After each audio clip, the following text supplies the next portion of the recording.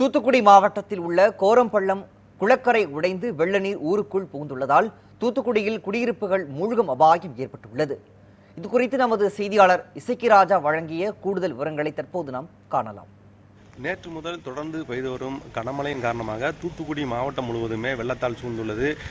குறிப்பாக சொல்லப்போனால் அனைத்து குடியிருப்பு பகுதிகளிலும் வெள்ளம் வந்து சூழ்ந்திருக்கு. இதனால் வாசலில் நிறுத்தப்பட்டுள்ள கார், பைக் உள்ளிட்ட வாகனங்கள் மட்டுமல்லாமல் வீட்டிற்குள்ளும் வெள்ள நீர் புகுந்துள்ள காட்சியை வந்து நாம் தொடர்ந்து காலை முதலே பார்த்து வருகின்றோம்.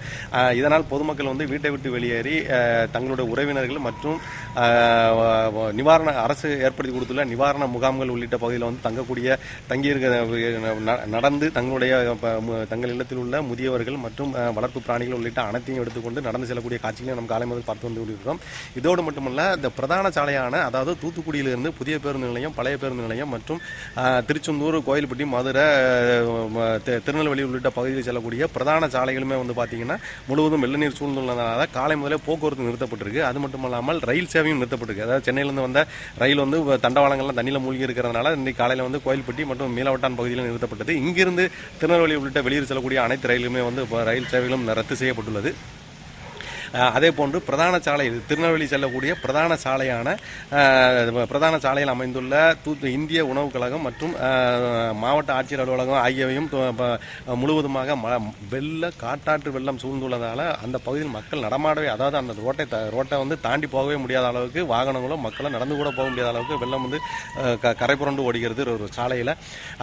அதே போன்று காட்டாற்று வெள்ளத்தினால பல்வேறு குளங்கள் நிறைந்து மறுகால் பாய்கிறது. அதே போல் மறுகால் பாய்ந்து தூத்துக்குடி அருகில் உள்ள மிகவும் பிரதான குளமான தூத்துக்குடி மாவட்டத்தின் கடைசி குளமாக இருக்கிறது தான் கோரம்பள்ளம் குளம்.